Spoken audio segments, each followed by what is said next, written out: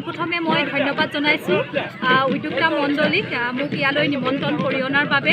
সঁচাকৈ খুব ভাল লাগিছে ইয়াৰ পৰিৱেশটো দেখি পেলাই, আৰু চিনাতলী গাঁৱৰ ৰাইজৰ যি সহযোগিতা দেখিছোঁ। আপোনালোকে ইতিমধ্যে দেখা পাইছে যে 100ৰো অধিক ছাত্ৰ ছাত্ৰীয়ে ইয়াত অংশগ্ৰহণ কৰিছে, আৰু মই মোৰ ফালৰ পৰা এটাই মই ক'ব বিচাৰোঁ, নৱপ্ৰজন্মই যাতে বিহুৰ নাচৰ ক্ষেত্ৰত শুদ্ধ ৰূপত সদায় শিকাই যাব পাৰোঁ, তাৰে মোৰ প্ৰচেষ্টা সদায় চলি আহিছে আৰু চলি থাকিব। ধন্যবাদ। কিমান ল'ৰা ছোৱালীয়ে ইয়াত অংশগ্ৰহণ কৰিছে, আৰু কণ শিশুসকলকো দেখিছোঁ আমি, তেওঁলোকেও প্ৰশিক্ষণ লৈছে। তেওঁলোকক আপুনি বিহু নাচৰ যি অ ক খ শিকোৱাৰ ক্ষেত্ৰত কেনেকুৱা পৰিকল্পনা লৈ আহিছে?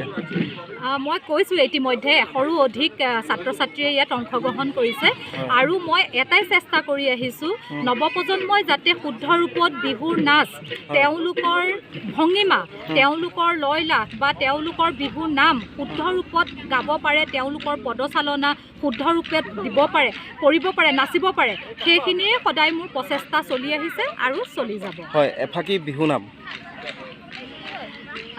ও দেহি বসন্ত আহিলে কুলিয়ে বিনালে, ঐ গছে বনে সলালে ঐ পাত। অত্যন্ত সুখী হৈছোঁ যে গোলাঘাট জিলাৰ এখন অন্যতম ঐতিহাসিক গাঁও চিনাতলী গাঁও, আৰু চিনাতলী গাঁৱত চিনাতলী বৰনামঘৰ সমাজ পৰিষদৰ যি অন্তৰ্গত শিক্ষা আৰু সাংস্কৃতিক সমিতি, সেই শিক্ষা আৰু সাংস্কৃতিক সমিতিৰ উদ্যোগত আমি এমহীয়া ঢোল বাদ্যৰ কৰ্মশালা আয়োজন কৰিছোঁ, আৰু সমান্তৰালভাৱে 11 দিনকৈ বিহু নাচৰ কৰ্মশালা আয়োজন কৰিছোঁ। এই দুয়োটা কৰ্মশালা আমাৰ ইতিমধ্যে ঢোল বাদ্যৰ কৰ্মশালা 9 মাৰ্চৰ পৰা আমাৰ আৰম্ভ হৈ বৰ্তমান অব্যাহত আছে, আৰু ঢোল বাদ্যৰ কৰ্মশালাত ইতিমধ্যে অসমৰ এগৰাকী খ্যাতনামা ঢুলীয়া শিল্পী ঢুলীয়া ওজা জয়ন্ত কোঁৱৰ আৰু তেওঁৰ লগতে আন 4গৰাকী ঢুলীয়া শিল্পীয়ে ইতিমধ্যে আমাৰ শিক্ষাৰ্থীসকলক ঢোল বাদ্যৰ যি প্ৰশিক্ষণ, এই প্ৰশিক্ষণ প্ৰদান কৰিছে।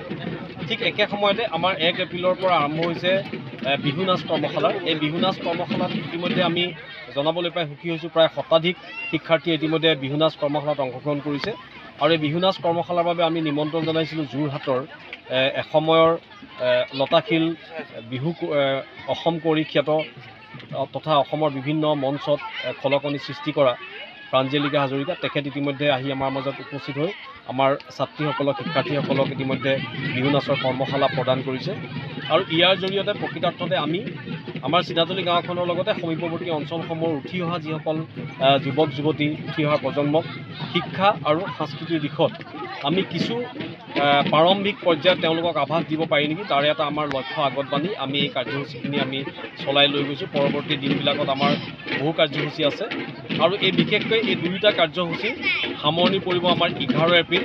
11 এপ্ৰিলত চিনাতলী নাট্য মন্দিৰত আমি এক বৰ্ণাঢ্য কাৰ্যসূচীৰ জৰিয়তে সামৰণি অনুষ্ঠান পাতিম, য'ত শিক্ষাৰ্থীসকলে গ্ৰহণ কৰা প্ৰশিক্ষণৰ অন্তত কি শিকিলে তাৰ তেওঁলোকে পাৰদৰ্শিতা দেখুৱাব, আৰু সমান্তৰালভাৱে অসমৰ কেইবাটাও কৃষ্টি সংস্কৃতি দলে আমাৰ সামৰণি অনুষ্ঠানত অংশগ্ৰহণ কৰিব। যিকোনো খবৰৰ বাবে যোগাযোগ কৰক 7099017330 লগতে 7099017110 নম্বৰত।